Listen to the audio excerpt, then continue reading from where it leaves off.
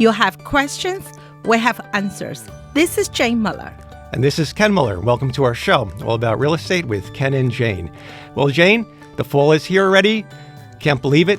2023 is coming down to the final stretch, right? Yes, I love fall. There's a lot of good parks and areas in Central Jersey for the resident to visit. Absolutely. So let's hope we can enjoy the fall and not have it slip away, because you already start seeing, you go to the stores, you already start seeing the holiday advertisements for Christmas and things, which is scary, right? So the fall is one of the most beautiful times of the year in New Jersey. The leaves are changing.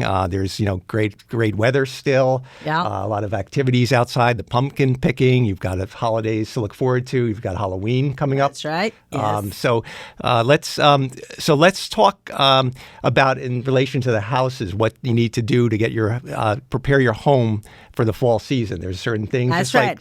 For the listening out there, don't get nervous. Not prepare for sale.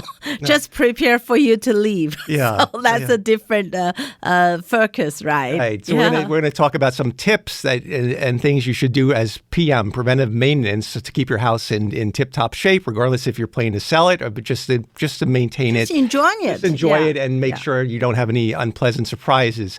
Number one, the thermostat. This time of year, the temperature starts changing. You could get the cold nights. So you want to check your thermostat. Make sure that when you switch it from either off to heat or from cooling to heat, that the furnace kicks on.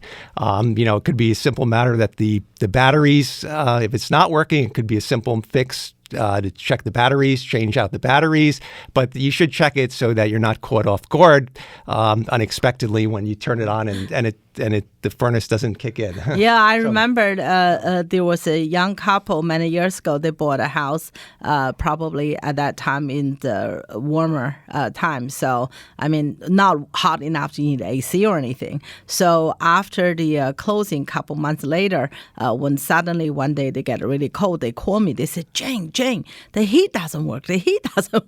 I said, can't be. We did a home inspection and no problem. The day of closing, checked, everything's fine. So I just said to them, you better check the the battery. And they say, no, now the battery doesn't work. So they called the HVAC guy, cost them, visit fee. It turns out that wasn't the battery. They were right. That was just the control.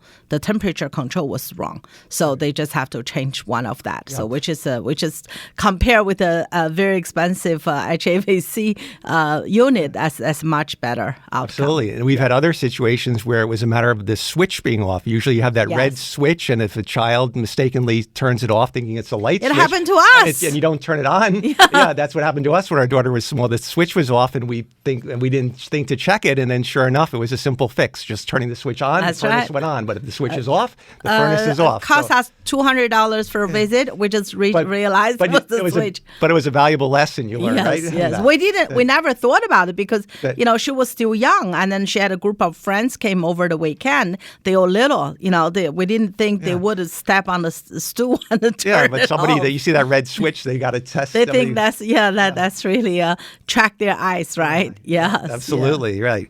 So while we're speaking about the thermostat, I guess obviously checking the furnace, the HVAC unit, it's a good time to check your filter. If you have a forced air system, the filters need to be changed on a regular basis. Usually every quarterly, every 3 months is a good idea, or at least 6 months, depending upon how dirty the filter is. Because if your filter is dirty, not only, first of all, you're breathing, the air quality that you're breathing is not healthy, and secondly, the furnace has to work harder to circulate the air, because if the filter is clogged, it's blocking the circulation of the heat or the cooling. So it happened too, because every year we have a lot of investor clients, over 100 unit. So when the first time people need a heat, or first time people need AC, we often get the call from the tenant or the owner, the landlord, and say the AC or the heat doesn't work. So when you tell them you checked your, the control and battery, all that happen. After that, we normally schedule the HVAC contractor. A lot of time is truly because they didn't change the filter.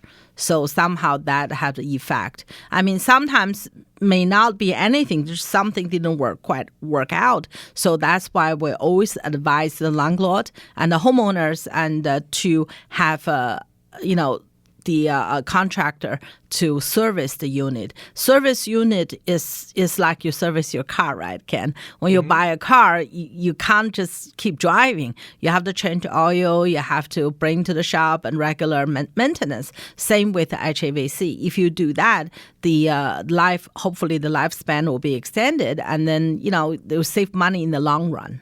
Yeah. Absolutely. And another thing that they would do when they service it is check to make sure there's no cracks or anything, any backdraft of make sure that the exhaust is properly getting exhausted through the chimney and not clogging up or backdrafting into the home, which is like a life safety thing. So you don't want any carbon monoxide or any gases that are, they all have to be. So that's something that they would do is if you hire an HVAC service technician, they'll check that and make sure everything else is good and is in good order as well. Yes, absolutely. And if you concerned, you can remind them to check. I'm sure they will on their checking list, but no harm to say, hey, would you mind just give a general health check on the HVAC system. Right, so that's very important. And so while we're talking about life safety, this is a very, we're going to talk about the smoke detectors and carbon monoxide detectors. Those things, now the laws change, so a lot of the newer constructed homes have electric smoke detectors with battery backup. But if you have a home that was built prior to 1977, the chances are that you have solely battery smoke detectors. And now the law changed with those that when you go to sell a house, you need a 10-year sealed battery. It used to be that you could have any smoke detector with what you call the pop-out batteries that typically last maybe 6 months to a year and have to be changed. But now all the smoke detectors in order to get a CO and pass the fire certification, they have to have a 10-year sealed battery. So regardless, it's important that you check your smoke detectors. Even if you have electric smoke detectors, they have battery backup. It's a good idea to check them. If you do have a 10-year sealed battery, check when the smoke detector was purchased, what the installation date is, and make sure you're well within that 10-year period. And likewise, if you still have the battery the pop-out battery units, by law you can still use them as long as you're living there. But again, it's a good time to check and change those batteries. And likewise on your carbon monoxide detectors, you want to check and update the batteries. Yeah, I totally agree with you, Ken. So many times, right, we go into a home. Unfortunately, the resident, regardless the homeowner or the tenant, sometimes they take off the battery. How many times I walk in the home, I look up, I saw the alarm, the battery was open. So why? Because they think when they cook, they think it's they make a noise, but little, do we know that could be lifesaver. So make sure, it's not like the government give us something we have to obey extra burden. In contrary, this is life-saving. It's very, very important. You have to make sure you smoke and the carbon. And carbon monoxide is equally important. Very, very important. The law, everyone should have a carbon monoxide detector outside their bedroom hallways, not necessarily inside the bedroom, but you want it outside the hallway so that if it detects any carbon monoxide gas, it'll alert you before it enters the sleeping areas. That's a requirement in New Jersey. Everywhere you have a sleeping area, you need it within 10 feet. You need a carbon monoxide detector as well as the smoke detector, and then so that's definitely a life safety because that's an odorless gas. So you want to make sure that it's detected, and it is a serious life safety issue. Yeah, I mean with the 10-year sealed the battery backup, the electric backup one, that one is a new law. But if you have the old style, which is the just pop in battery, make sure every year, first time when you turn on the the heat, check that. Make sure you just touch it. Don't make a sound. Make sure it's working because that's important. That's a safety issue for you and your family. And also in spring, I would say first time you turn on your AC on, just touch it, try it, make sure it's working. So sometimes it's not only battery. The alarm itself may not work. So just check it.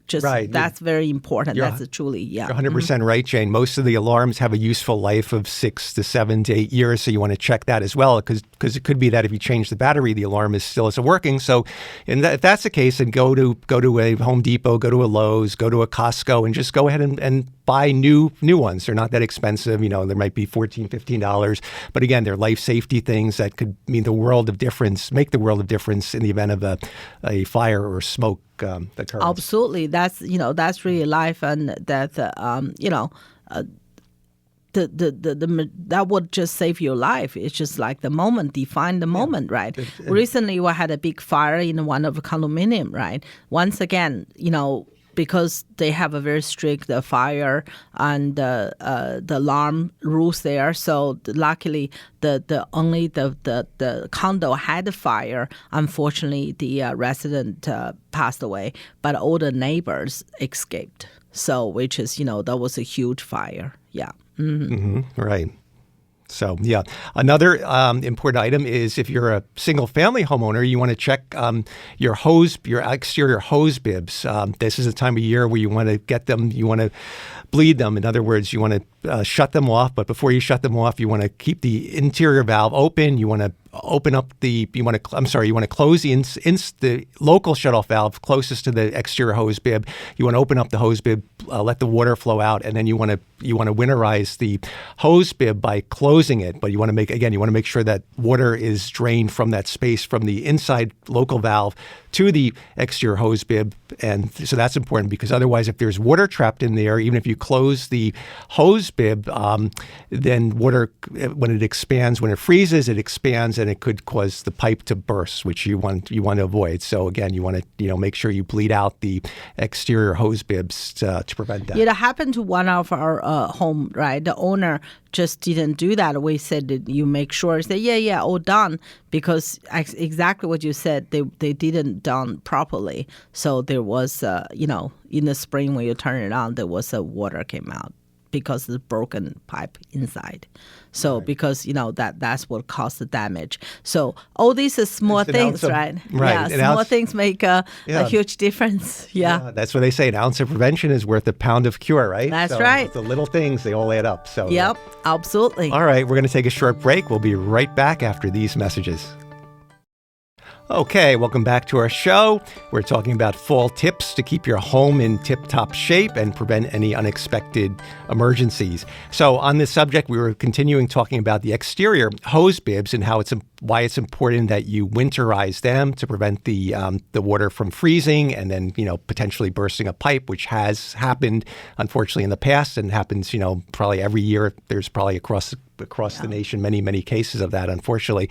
Another thing is if you have an underground lawn sprinkler system, you want to make sure that that's properly winterized, whether you do it yourself, if you're experienced is good, or else hire a professional to do that. But that needs to be winterized, otherwise for the same reasons. Yeah, I always recommend the new homeowners, if you just bought a house, right, and ask the previous owner give you a list of the contractors they use: landscaping, electrician, plumber, and sprinkler system or pool service. Why? Because at the beginning, if you use these contractors the previous owner used, they are very familiar with the house. So they know what to do. So later on, when you really understand the system, and then you can either do yourself if you're handy, or you can hire the new contractor you feel comfortable with. But you have to get it winterized correctly with a sprinkler system. Yes. Right. Okay.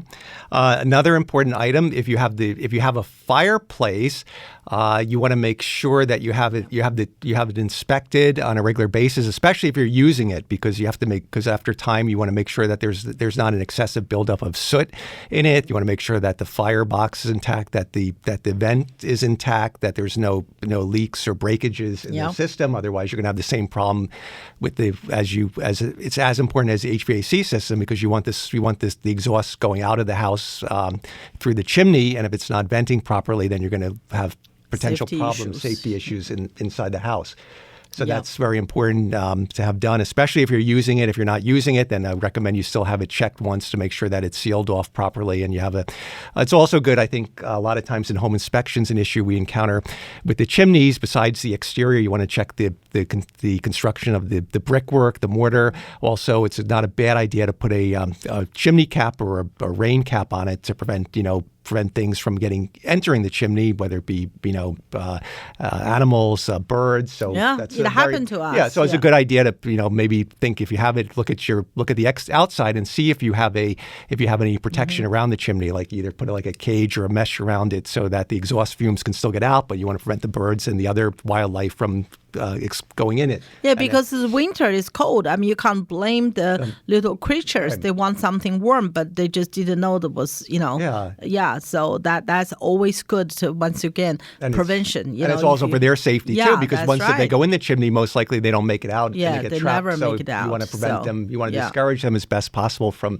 going where they shouldn't be going. That's right. That's right. Yeah, it's happened more often than we know, because how many times I get a phone call from clients say, "Hey, I smell burning. What's going?" I said, "Well, you better call the contractor to check. Maybe animal or a bird or something fell in the chimney." And sure enough, most of the cases it was. Yes, unfortunately. Yeah. Mm-hmm. Right. And if you're a homeowner and you live in an association, or you're an investor and you have properties that are managed by an association, most likely the associations require annual or chimney inspections every 2 years, because that's such an important life safety thing. They're going to require the certification that you hired a professional to inspect it and ensure that it's certified that it's in good working order.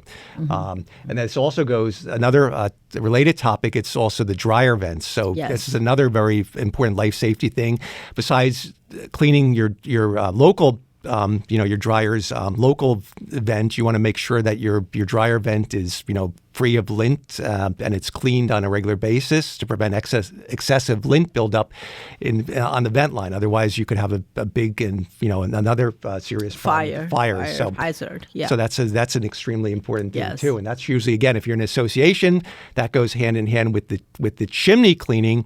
They will require the dryer vents of all the units to be inspected, and usually it's an annual or biannual occurrence where they because that's just life-saving procedures. Yes. So these are all important. They're not that expensive to have done, but again, they're all life safety. We're talking about the fireplaces, the chimneys, the dryer vents, smoke detector, carbon monoxide detectors. These are just all important things to protect yourself, most importantly, to protect the life, and then secondly, your property, your house, your condominium, wherever you live. So that's, because we don't want a fire.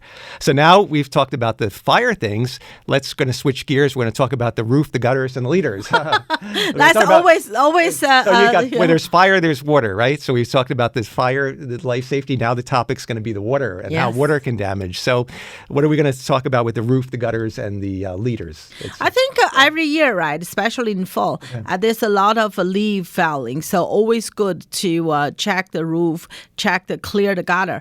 Every year, at least once and twice a year, when I go to people's house, I can see the gutter full of leaves. Even from the underneath, I can see the leaves sticking out the gutter. Sometimes even I can see the little plant Right. living there. So they're having a garden where they don't intend to have a garden. That's right. It's in there. That's but dangerous. Not only from an aesthetic standpoint, whenever you go, if you are going to sell your house from a marketability standpoint, you want the gutters to look presentable, because the worst thing you can see is if a homeowner comes and sees the gutters that are overclogged, it gives a perception that the whole house is not maintained.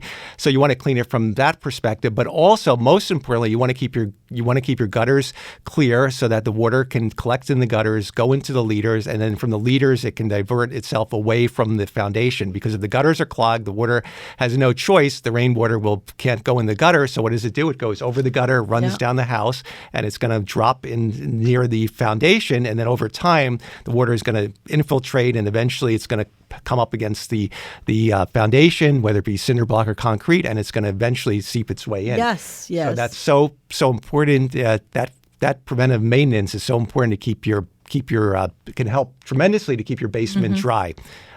It's not but it's definitely a big factor in a lot of water problems, is that the water is not is draining too close to the house. So you can have the gutters. You also have to make sure the leaders are drained properly, and hopefully they have an extension so that water, that when it diverts, sometimes we encounter homes where the gutters are clear, the leader's working fine, but their leader has no elbow on it. So the leader just drops the water vertically. So you have this massive amount of water just gushing right down next to the foundation, and it's not being diverted away. So you want to check to make sure the leaders have an elbow, and preferably an extension, so the water diverts at least 10 feet away from the foundation. And also, along with that, check the landscaping around your house and make sure that there's a pitch, that it's pitched away. That's so important, and that's something you can do just by taking a walk around your house, looking for any low spots. Is the soil diverting the water? Is by natural gravity, is the water diverting, so when it falls, it's gonna slope away and not into the house? Yeah, so that's very important, because that's going to affect your own health and your enjoyment of the property. It's not only for when you sell, right? First of all, when you sell, it's a big ticket, big repair cost there. But even you live there, right? Sometimes the prevention, if you do a little bit, you will never have a big issue. Just like you said, Ken, right? If we do every year, we do annual check. Hopefully, we do annual check on our health. We do check on our car. Why not on our house? Besides your life, your health, your family, and the house is the biggest asset. It's not only the money part. This is where you live, where you raise your family. That's your home, right? So you will have to take good care of our home, just like as well as take care of our own health. Yeah. And the other thing to check with the roof is you want to make sure, if a lot of people love trees, and we all love trees, and they provide a lot of beauty and stuff, but you want to make sure that if you don't have any trees with branches that are overhanging the roof, because that can lead to problems. That can cause the roof to age prematurely. That can allow animals to go back and forth between the tree and the branches, and then you're going to add additional. You're going to create additional problems with the roof, with additional leaves and branches falling onto the roof, moss buildup because there's not enough sunlight. So you want to make sure that any trees that the branches are trimmed are kept away from the roof and not overhanging on the roof. So that's just another thing that you can do on an annual basis before it becomes a major problem, because oftentimes we'll see homes where the trees were not maintained for many years, and then you can see it. It's going to be an issue on the home inspection because the branches are literally hugging the house all around. So it becomes an issue. When you buy a new home, I found a lot of buyers, when they buy a house, they're very excited, very happy. They go out to buy trees, plants. They want to do their own touch with the landscaping. Before you buy any trees, right? Read the label, inquire how tall the trees, how the roots working. Because some trees, the roots is very strong. They can weakening your structure, or some tree can go really high and tall and then block the sunlight on the roof and as well as the siding. So make sure, right? It's easy for you to put a tree there. 10 years later, become huge tree, and then there will be a problem, causing potential issue. So the considerations with trees are you don't want to plant them too close to the house or too close to a sidewalk, especially if they're going to be large trees, because they're going to the inclination would be that the roots, as they grow, they can penetrate horizontally and can cause structural problems for the foundation. We see it a lot of times also with sidewalks, where there's a lot of where the builders, years ago they planted a lot of trees along the road to make it like a tree-lined view. But unfortunately, that over time the sidewalks are lifted due to the tree roots, and that becomes a major problem. So, and another thing is could be the sewer system, right? The big tree that they can penetrate the sewer pipe, so getting a block that. So that's how many times they have to call the specialist to do the sewer inspection and have to flush that out. Yeah. Yeah. Right. So that goes. So planning, just know the size limitations of the trees and what their characteristics are, so you can plan ahead for what to expect for the size. And then we're also on that topic. It's a good time in the fall for planting shrubs too. You can try to create that nice green border around the perimeter of your house, which we admire so much in a lot of the homes we service. Represented. But again, you want to plan that, and also you have to, before planting, call before you dig. That's a very important thing. By law, it's a requirement that you need to at least allocate, I believe it's 10 days. You have to call the before you dig hotline number. They have to mark out all utilities, because if you're going to be digging, you don't want to hit a power line, a cable line, or any other underground line. So they have to be marked out. That's a safety reason too. That's a safety reason too, right? Mm-hmm. But there's nothing wrong with planting trees, and they can be done. They can be done in a very tasteful way, as long as you take into consideration all the planning factors we spoke about, right? Yeah. So I think we've covered everything almost. We're almost out of time, but the last couple items are to keep a clean yard, remove leaves and branches before they pile up. Otherwise, they could create dead grass spots, and declutter. That goes with your home. It's a good thing, especially if you are going to sell your home in 5 to 10 years. You want to do a declutter gradually rather than aggressively all at once, where it becomes too burdensome. Absolutely. That's really, regardless you thinking about to sell your home or not, that's just good housekeeping habit, right? Do a little every year and progressive as opposed to aggressive. Otherwise, it'll be too exhausting. Yes, absolutely. All right, we're out of time. We hope you enjoyed the show. We'll see everyone next week. Have a great rest of your weekend. Enjoying your wonderful, wonderful fall season.